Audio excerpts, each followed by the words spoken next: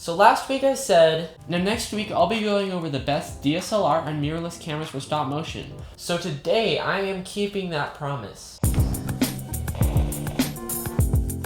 Hey guys, welcome back to Learning Curve Tech, where I learn tech with you. And on this channel, I make stop motion tutorials for beginners on a budget, as well as tutorials for more advanced animators. So if you are looking for those kinds of videos, you can subscribe and hit the bell down below so you don't miss out on any further videos. So what is the best camera for stop motion? Well, last week we talked about webcams, smartphones, and DSLR and mirrorless cameras for stop motion. And professionally, I think the best by far is the DSLR or mirrorless category. But which DSLR or mirrorless is the best?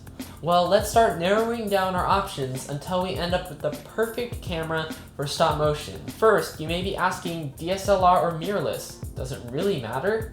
Well, yes and no. DSLRs are the more prevalent camera and they are usually a lot cheaper. However, mirrorless cameras do not have a mirror as the name implies, which means they typically have a longer shelf life and they also don't shake when you take photos. They are also a lot smaller than DSLRs, which is a plus if you need to get in really small spaces. So I would say mirrorless if you have the budget, but DSLRs are just fine too. So next, which camera brand? This all really depends on which software you are using. If you want to know the best stop motion softwares, click the link in the description below the like button. For this video, I will just use DragonFrame as an example, since most professional animators use DragonFrame, and it also has the most camera options available. So the best camera manufacturer? I would say Canon, and so would practically every other stop motion animator out there. This is because Canon cameras usually have the highest resolution live view feed. Oh, by the way, DragonFrame also happens to be compatible with Red Cinema cameras and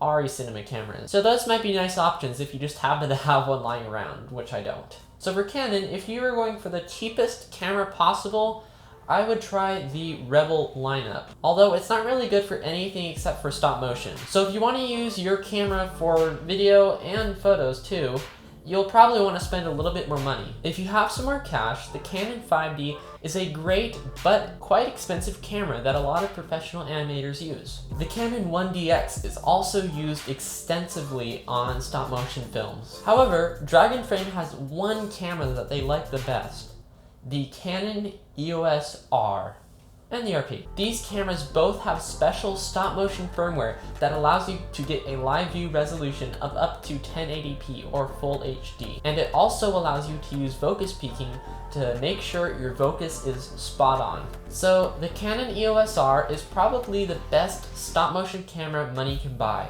It is also a fantastic camera for general shooting, but it does come at a price. It's not the most expensive camera out there, but it definitely will be expensive for you if you're like me and you don't make a lot of money anyways. And the RP is a little cheaper, but it is still quite expensive. So basically, both of these cameras are very good for stop motion if you have the money. Now, even if you have the best gear, you can't use it to its full potential unless you have the skills. So if you want to take your stop motion skills to the next level, subscribe by clicking on the logo so you don't miss out on any further videos. Then check out one of the tutorials on the screen. That's all for now, guys, and I'll see you next time on Learning Curve Tech.